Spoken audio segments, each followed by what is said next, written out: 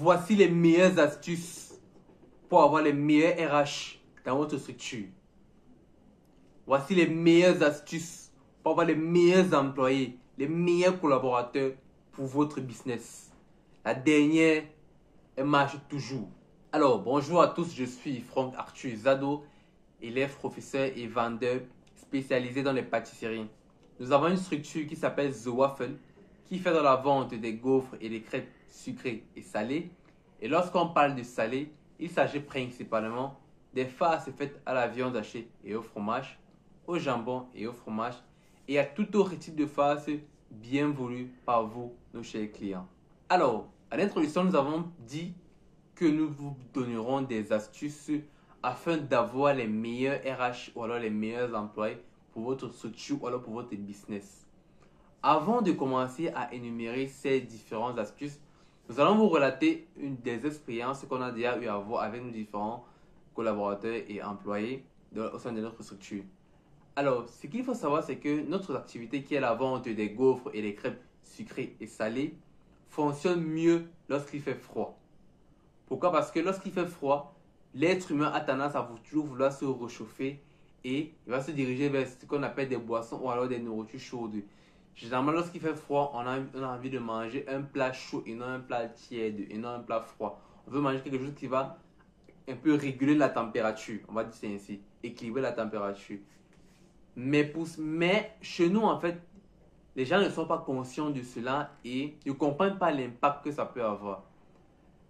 Lorsqu'il pleut, par exemple, j'ai remarqué cela dernièrement. En fait, je suis arrivé beaucoup plus tôt et j'ai noté l'heure à laquelle la pluie a commencé. J'ai comparé cela à l'heure à laquelle il devait être là. En supposant qu'il devait être là à 7h30, la pluie avait commencé à 7h27. Mais les gars sont arrivés à 8h15. Avec probablement 45 minutes de retard sous prétexte qu'il pleuvait. Moi, je ne sais pas si les gens veulent vraiment travailler dans ce pays ou bien que c'est la blague. Parce que si tu es conscient que lorsqu'il pleut, on vend plus, mais tu viens en retard, je me demande bien si ce qui ne va pas. Parce qu'on a un autre cas de figure, ou alors dans l'autre établissement, une autre collaboratrice qui comprend cela, et lorsqu'il est possible qu'il puisse pleuvoir, et elle vient beaucoup plus tôt par rapport à l'heure à laquelle elle devait se dire là. Ça, c'est d'abord être conscient.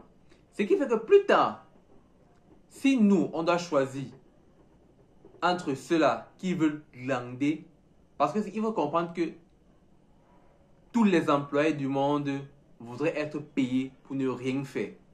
Ça, il faut mettre ça dans votre tête quand vous faites du business. Ce qui fait qu'ils ne vont jamais se comporter comme si c'était leur business. Non. Ils vont toujours faire le strict minimum. Parfois, ils vont même bâcler le travail et s'en aller. Ça, c'est normal. Ce n'est pas leur business. Ce n'est pas leur argent. Tout ce qu'ils attendent, c'est leur argent à la fin du mois. Vous, c'est votre business. C'est à vous de vous battre. Mais, entre-temps, si la structure grandit et qu'on a choisi, par exemple, un responsable vente entre ceux qui glandaient et attendaient juste leur argent à la fin du mois et ceux qui étaient conscients, ils faisaient des efforts même pour améliorer tout. Ils se comportaient comme si en fait c'était leur business à eux et ça les tenait à cœur. Non, naturellement, on va se diriger vers cela. Parce que non seulement elle a prouvé qu'elle est bonne, elle a prouvé qu'elle sait vendre, elle a prouvé qu'elle est consciente. En fait, elle a tous les caractéristiques d'un bon responsable vente et commercial. Naturellement, on va se diriger vers cela ou alors vers celle-là. Mais comment vous alors, vous êtes conscient de cela, mais vous vous battez toujours à ce que vos employés n'aient que du négatif vous concernant. Et puis après demain, lorsqu'on va vous remplacer, vous allez dire les gens sont méchants, les patrons sont méchants, les machins. Non. À un moment donné, il faut se remettre en question et savoir que c'est à cause de nous qu'on est dans la situation dans laquelle on est. Parce qu'on a tout le temps été laxiste, que certains ont pris l'habitude de dire bon, je fais comme je veux. Non.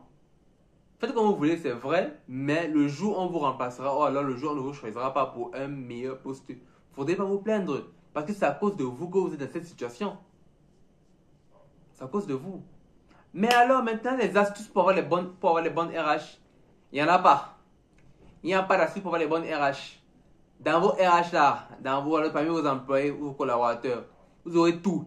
Les forts, les faibles, les feignants, les escrocs, les bandits, il y aura tout. Il y aura tout. Maintenant, vous êtes chanceux. Vous avez un quota de voleurs plus faible, un quota de feignants plus faible par rapport aux gens qui se donnent à fond. C'est la chance là-bas. Mais il dit qu'il y a une technique pour choisir. Non, il n'y a pas. Il n'y a pas. Les gens font souvent les longs procédés de sélection, un peu comme à CFAO Mobilici. Il y a les longs procédés de sélection où on choisit. Ce qui fait que celui qui arrive en dernier, généralement, ce sont des gars bons. Mais sauf que lorsqu'ils sont bons, il y a la possibilité qu'une autre entreprise puisse les reprendre en leur proposant plus.